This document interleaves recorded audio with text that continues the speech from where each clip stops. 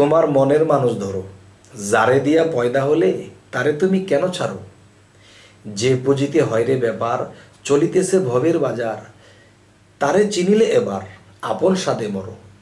লাখে লাখে ডুবিতেছে মায়া নদীর পারে, মরণের মাঝে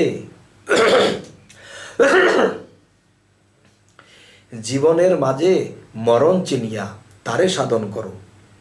রতিরণে গিয়ে পড়ে প্রেমস্ত্র সঙ্গ করে, রিপু যেজন মারতে পারে বোঝে আপন পরে। এবার পরমংশের পুঁজি মিলাও থাকিতে সংসারে।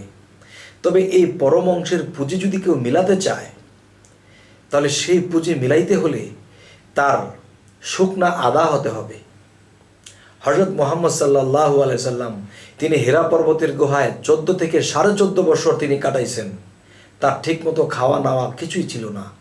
তার চুলগুলো লম্বা হয়ে গিয়েছিল, দাড়িগুলো লম্বা হয়ে গিয়েছিল, তিনি একসময় কম্বলদারি হয়ে গিয়েছিল। তাহলে কেন?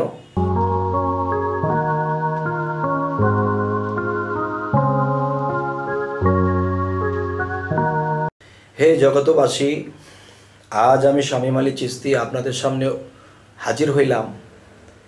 যে কথাটি হলো যে আমাকে অনেকে এই ধরনের কথা বলেছেন যে মানুষের দেহের যে একটা রাজা আছে, মানুষের দেহের মধ্যে যে একটা পুঁজি আছে, সেটা আসলে কি?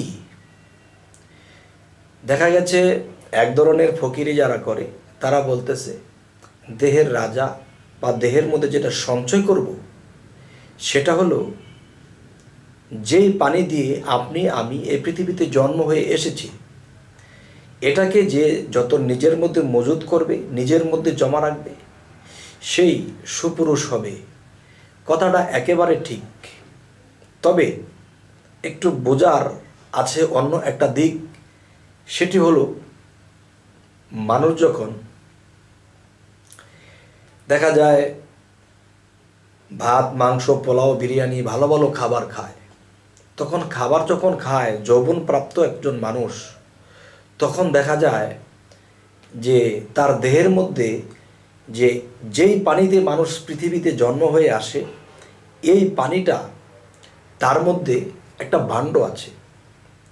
এই ভাণ্ডটা যখন ভরে যায় তখন দেখা যায় টলমলো করে, তার মন ঠিক থাকে না, ভিতরে অস্থিরতা কাজ করে। যতক্ষণ পর্যন্ত এই কলসি থেকে পানি ঢেলে না দিয়েছে ততক্ষণ ঝলমল করতেই থাকে, ডল্লর ডল্লর করতেই থাকে, সে কাজ করতে পারে না বা কোনো দিকে মন যায় না বা তার ওই জিনিসটা কাজ করতে থাকে। তখন কি হয়? তখন তার মনের অবস্থা ভালো থাকে না, কোনো কিছুই মন বসে না। অবিবাহিত হইলে বিবাহ করতে চায়, আর বিবাহিত হইলে সে স্ত্রী কি খোঁজ করে। তাহলে এই জিনিস নিজের মধ্যে এই পৃথিবীর কেউ রাখতে পারবে না। তবে হ্যাঁ, পারবে। সেটা কেমন করে?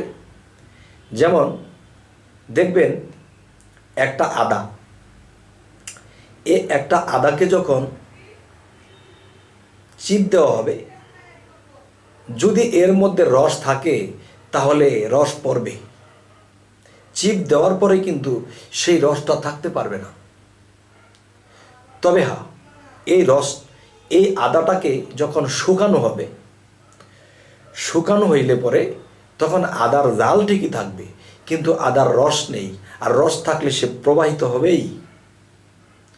এই পৃথিবীতে যারা সাধনা করে, আল্লাহর সাধনা করে, আল্লাহর প্রেমের দেশে যখন সাধনায় থাকতে থাকে, সাধনা করতে করতে করতে করতে করতে করতে এমন এক পর্যায়ে চলে যায়, তখন তার খাবার ঠিক থাকে না, তার মনে প্রেমের সবসময় ফানাফিল্লা থাকে, তখন তার খাবার দাবারও হয় না।